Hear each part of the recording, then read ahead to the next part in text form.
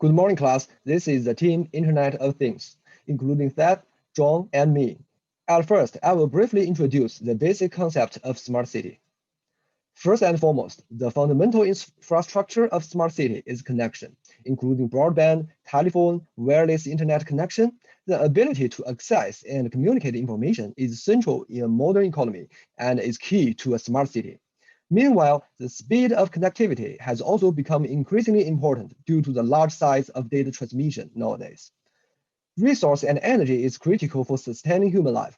It includes water resources, power generation and transmission, as well as waste disposal. Updating any of them with digital technology could acquire huge outcome.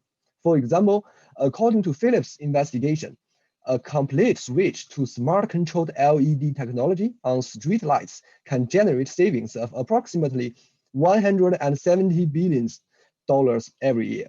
Transportation includes all aspects of the city's road network, public transport network, and its sea and airports, from provision to pricing. Furthermore, urbanization and globalization create more commuters and more freight traffic in the world's ports. In smart cities, data is not only about raw data, it's the practical information that is beneficial for decision making.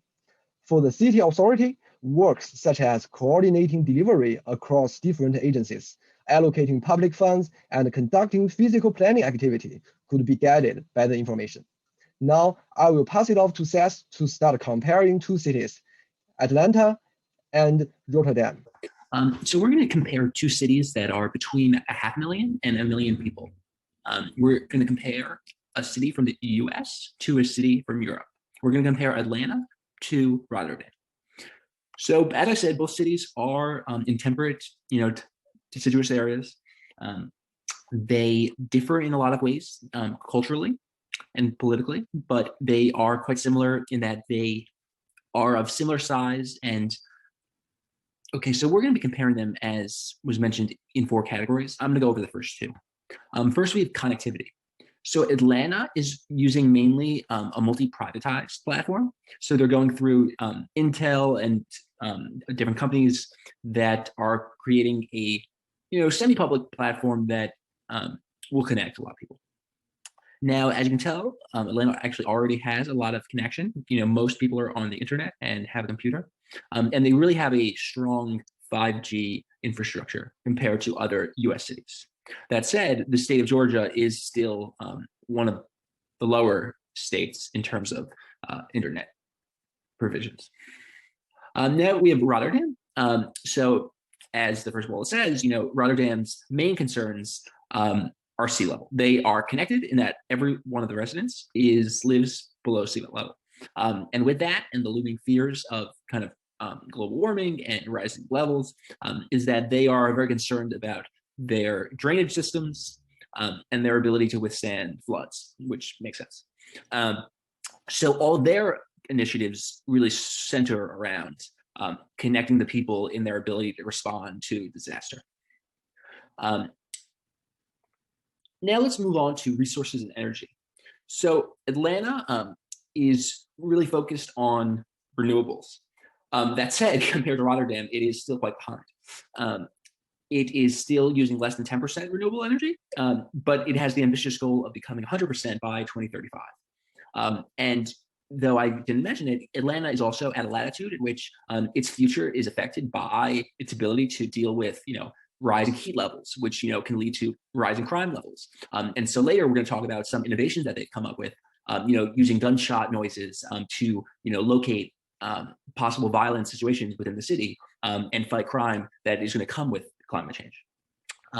So now to go back to Rotterdam, they are kind of beyond going renewable. They're about kind of a circular economy, which to them means that what comes in also comes out and is reused for other things. So for instance, when for managing sea levels, they plan to have a system of solar panel roofs and green roofs that absorb rainwater.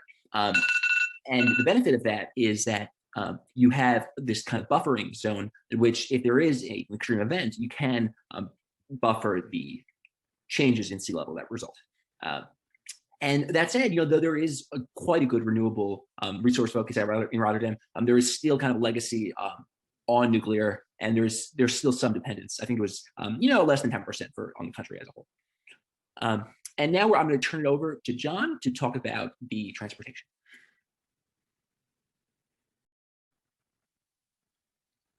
Thank you, Seth. Now, the assessment of Atlanta and Rotterdam smart city business models from transportation perspectives gave us interesting difference. Atlanta wants to create a safer environment to its citizens. With North Avenue Smart Corridor projects, Atlanta City Authority tries to build safe, mobile, and affordable living environment within the city. Additionally, they want to ensure that walking, biking, and public transit infrastructure is functioning optimally. On the other hand, Rotterdam wants to be a zero emission zone by 2025. Therefore, their smart logistics project focuses on promoting electric vehicles, self-driving vehicles, and the robotization of possible loading and unloading process within the city. The comparison of the smart city models from data perspective also gave us interesting difference. The Atlanta city is currently finalizing its open data policy and creating a data governance team to ensure that the fundamental policies are in place. Building on its connectivity and the use of data for transparency, Atlanta is now maturing towards delivering real-time data for insight and innovation. For example, CTIQ initiative proposes to transform street lighting into a connected digital infrastructure to deliver real-time data via IoT platform. And it's believed that CTIQ initiative will play a significant role in reducing the crime rate and improving the mobility. On the other hand, Rotterdam joined the Urban Data Platform Initiative. The platform enables digital technologies to integrate data flows via open standards within and across city systems used by both the public and the private sector, which is like a collection of siloed databases into one platform. The values of the platform can be seen in improving city operations, making informed decisions, promoting innovation, and finally, enhancing environmental sustainability. Overall, it can be concluded that by implementing the smart city concept, Atlanta has been trying to solve its current problem. On the other hand, Rotterdam has been relying on the future benefits of the smart city. Thank you so much. Now, let's open the floor for further discussion.